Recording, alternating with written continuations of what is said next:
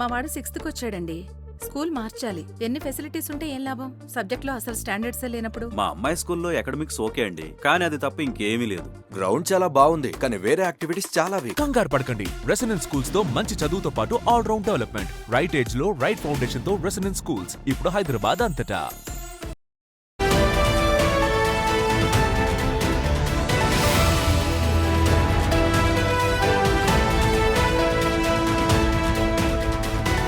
ఖమ్మం జిల్లా పాతమిట్టపల్లిలో తీవ్ర విషాదం చోటు చేసుకుంది. ఒకే కుటుంబానికి చెందిన 6 మృతి చెందారు.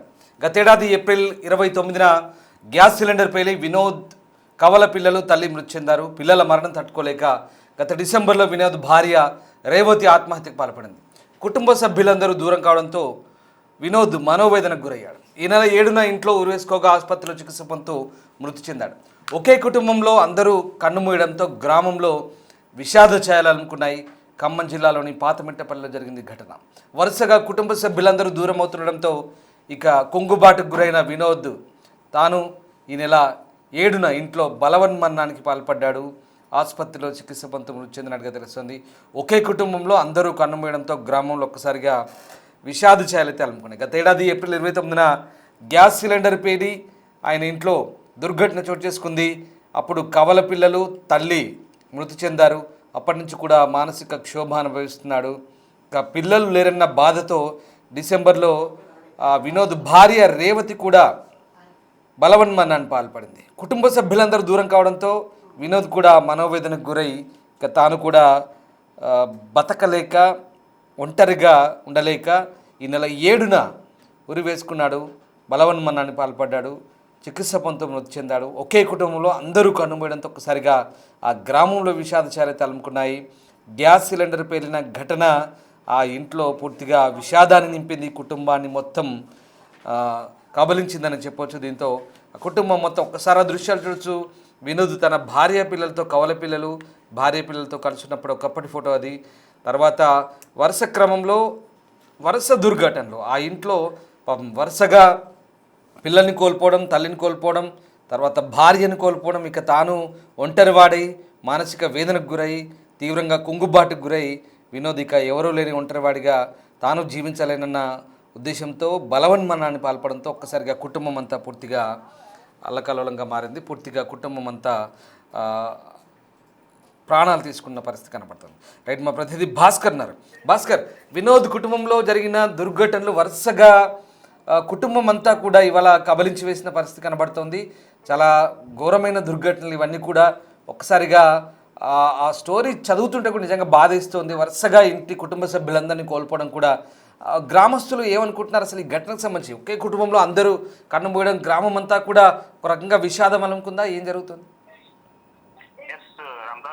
గత సంవత్సరం ఏప్రిల్ 29వ తారీఖు వంట చేసుకున్న ఒక మహిళ పాతమిట్టపల్లి గ్రామం, తల్లాడ మండలం పాతమిట్టపల్లి గ్రామం చెందినట్లు మహిళ ఉదయం పూటనే తన ఇంట్లో పిల్లలకు వంట చేసేందుకు స్టవ్ వెలిగించే సమయంలో ఒక్కసారిగా గ్యాస్ సిలిండర్ లీక్ కావడంతో ఒక మంటలు అలుముకున్న ఆ ఇంట్లో ఉన్న సామాగ్రితో పాటుగా మహిళతో పాటు 2 పిల్లలకు తీవ్రంగా గాయపడిన నేపథ్యం అయితే ఉంది. ఫలితంగా ఆ ఘటన జరిగిన తర్వాత నుంచి కూడా అంటే గుత్తుకొండ వినోద్ సంబంధం ఆయన భార్య రేవతి, పిల్లలు వరుణ్తో పాటు వినోద్ అల్లి సుశీల, అదే విధంగా వినోద్ మేనకోడలు కూడా మృతి చెందిన పద్ధతి ఉంది. అంటే ఈ ఘటనకు సంబంధించి అంతమంది ఒకసారిగా అంటే వైద్యం పొందుతూ కొంతమంది మృతి చెందగా స్పాట్ లోనే 2 మృతి చెందారు. వైద్యం పొందుతూ మరి కొంతమంది 3 రోజులు తర్వాత అట్లా కుటుంబీకులు ఒక 4-6 రోజుల వ్యవధిలో మొత్తం కూడా చనిపోయిన నేపథ్యం అయితే ఉంది. అయితే ఆ విషాద గాథను దిగమింగుకోలేక వినోద్ ఒక్కసారిగా ఎప్పటి నుంచో కూడా కొన్ని రోజుల నుంచి కూడా మదన పడుతున్న నేపథ్యం అయితే ఉంది. తాను లేడు, భార్య లేదు, కట్టుకున్న భార్యతో పాటుగా పుట్టిన బిడ్డలు కూడా దూరం కావడంతో పాటు తల్లి సైతం కూడా మృతి చెందడంతో కూడా ఒక్కసారిగా అసలు తన జీవితం అంటే ఏందనేది కూడా తెలియనటువంటి పరిస్థితుల్లో అయోమయ స్థితిలో ఉన్నటువంటి వినోద్ ఒక్కసారిగా గత వారం క్రితం ఆ ఇంట్లో ఆత్మహత్య యత్నానికి పాల్పడిన నేపథ్యం అయితే ఉంది. ఫలితంగా చూసుకుంటే వినోద్ అంటే తన తల్లిని, ఒక భార్యను, పిల్లలను ఇరువురు కోల్పోయినటువంటి విషాదకరమైన సంఘటనకు దృష్టిలో పెట్టుకుని పదే తన స్మరణ చేస్తూ అంటే ఆలోచించుకుంటున్న తరుణంలోనే పైగా తన జీవితం కూడా వృధా అయిపోయింది, ఎవరి కోసం బతకాలి అనే ఒక నిస్సందేహ స్థితిలోకి వచ్చేసినటువంటి వినోద్ ఒక్కసారిగా భార్య తాను ఉండలేక నేను ఉండలేను, అంటే నీవు లేక నేను ఉండలేను అనే ఒక ఆలోచనతో ఇంట్లో హ్యాంగ్ చేసుకొని మృతి చెందిన ఘటన అయితే ఉంది. ఫలితంగా అంటే ఆ హ్యాంగ్ చేసుకున్న సమయంలో స్థానికులు చూశారు.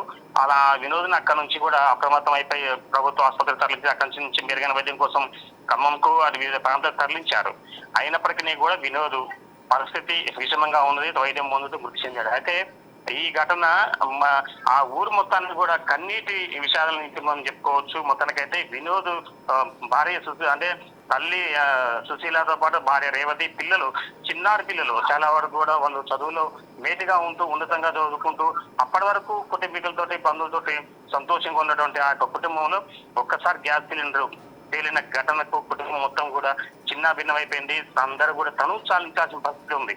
అభంశుభం తెలియని పిల్లలు ఎంతో కోరిక తన భవిష్యత్తు గురించి ప్రణాళిక వేసుకుంటున్న రేవతి వినోద్ కుటుంబం ఒక్కసారిగా ఆ కుటుంబంలో ఉన్నటువంటి నింపినటువంటి యొక్క సంఘటన, విషాదకర ఘటన ఆ గ్రామస్తులు మొత్తం కూడా కలిసివేసింది. ఇప్పటి వరకు కూడా అంటే వరుస మరణాలు 5 నుంచి 6 వరకు పెరగడంతో కూడా ఆ ఊర్లో కూడా ఆ ప్రాంత వాసులు కూడా కన్నీరు మున్నీరైపోతున్న పరిస్థితులు. అంటే ఇలాంటి ఘటన మరీ పగస్తుడికి కూడా రాకూడదు, ఎవరికి కూడా జరగకూడదు అనే ఒక ఆలోచనతో అంతా కూడా అంటే తను తలుచుకుంటేనే వాళ్ళంతా కూడా ఒక రకంగా చెప్పాలంటే బరవికి హృదయంతో ఉన్నట్టు ఉన్న నేపథ్యం ఉంది. Ramadas right, yes sir, thank you Bhaskar.